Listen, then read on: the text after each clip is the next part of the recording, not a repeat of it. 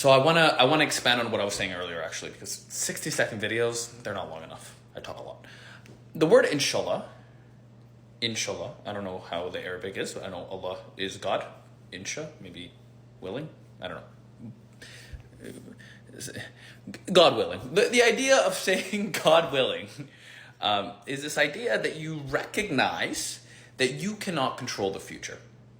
So let's talk about this from like an evolutionary perspective. How I'd like to look at it from an evolutionary perspective is the suffering of human beings is our thought process of what is going to happen when in the future. So we have the past and we have the future. So the way you look at the world, obviously, is indicated on how the past treated you.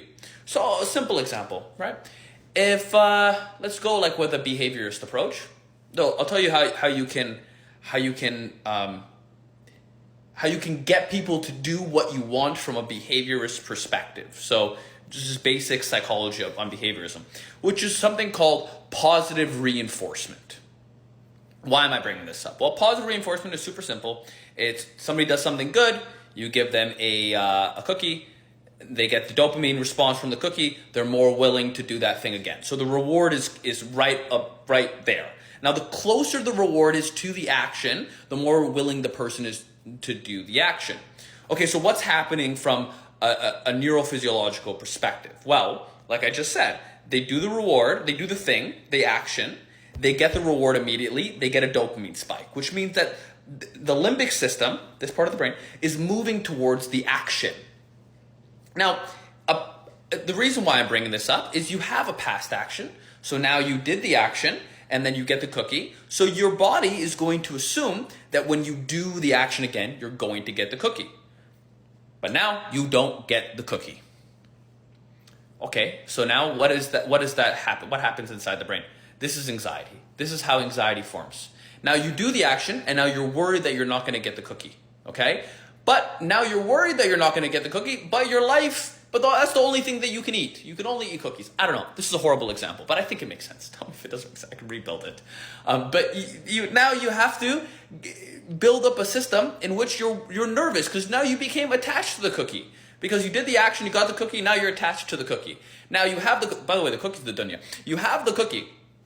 A lot of ways, the cookie's the dunya. So you want the cookie, you chase after the cookie, but now you can't get the cookie, so you get anxiety. So now the anxiety that you're having is your attachment to the cookie, and your fear, false evidence appearing as real, your fear that you're not going to be able to get the cookie in the future, and then you're going to starve from not having said cookie, maybe Oreos or something. Okay, so where does the Islamic perspective come in here, I think? So let's just talk about inshallah for a second, since we're on this topic. Now, you don't know the future. You don't. What is going to happen now? Right now, I have a limited amount of breath. So I take a breathe in. Now, do I have control over the breath that I'm going to have? How do I know that breath isn't my last breath? How do I know that I'm not going to choke on that breath? One time when I was sleeping, it's not a made-up story, I promise. I don't make up stories, no matter what anybody says. One time when I was sleeping, I just couldn't breathe. I went, I was like 8 years old. And I woke up like, I can't breathe. Something happened. And I went, and then I could just breathe. I don't know what that is. Point being is, you don't know what your next breath is. You don't know what's going to happen.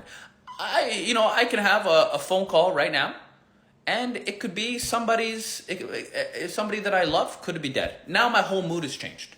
I could have, and I get another phone call, and something happened in my company.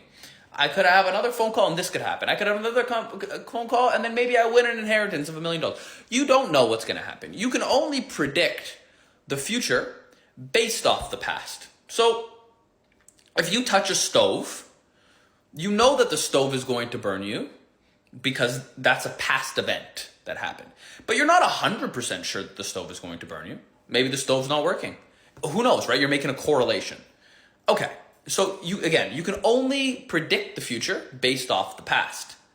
But here's the thing, it's just a prediction. You don't know what the future is going to hold. In other words, you don't have control over so many things. What do you actually have control over? Do you have control over how your stomach works? If you eat and then you get sick or you're healthy? What if your body just decides to stop digesting the food? You're thinking, oh, that's impossible. But there's people who cannot digest food. What if your breathing stops working? What if your heartbeat stops? Does everybody's heartbeat stop eventually? Are you in control of your heartbeat stopping? Okay, so right now I'm conscious and I'm talking. Am I in control of said speech, or am I just a consciousness that is involved in this body?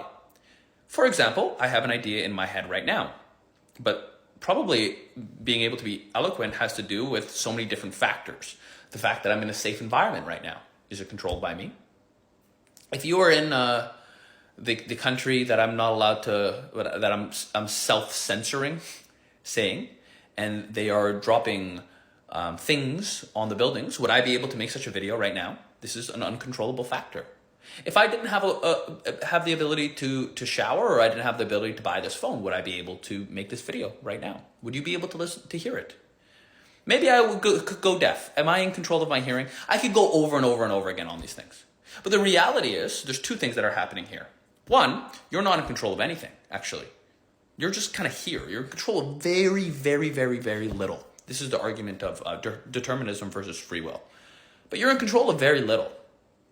Or maybe you're in control of your actions, and that's an interesting concept. But probably you're in control of your actions when you think about being in control of your actions only, because multiple times we're in automation. Like, for example, I'm controlling my actions because I know I can take my finger and put it on my head. It's like, all right, well, I'm in control of that action.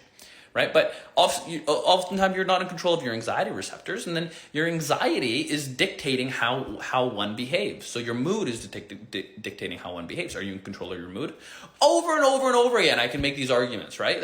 What are we in control of, what we're not in control of? So the word inshallah, or God, if God wills it, the creator of the universe, the source of the universe wills it, is the humility to realize that you're not in charge of anything. But also, so you realize that you're not in charge. So now you can't worry about the future because you're really not in control of the future. And then the second thing is the Muslims, they say, I think it's praise be to God, or thank God, which is alhamdulillah, right? Which is thank God. Okay, what is this? So you're thanking the creator of the universe. Sounds pretty good, right? The Christians say, thank God. Okay, what are you doing? You're practicing thankfulness. So you're practicing gratitude, and you're suspending your control, your apparent control over things that you actually can't control. Which means that you're really saying two things. Hey, I'm happy for what I have right now, and I don't know what the future's gonna hold, but I have trust in the creator of the universe that God has the best plan for me. Now, this is a you can challenge this concept over and over again, but the psychology of this is a very healthy way to live. And by the way, that's what the Islamic prayer seems to have. One more thing, since I'm going on an open tangent today about the Islamic prayer, is I would suggest people look into this thing called heart rate variability, which is essentially just slowing down the heart rate with the breath. So it's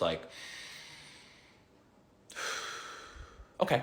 Now, if you ever see how the Quran is read, it's read really slowly, right? So it's and what are you doing? You're resetting the brain. You're resetting your breath.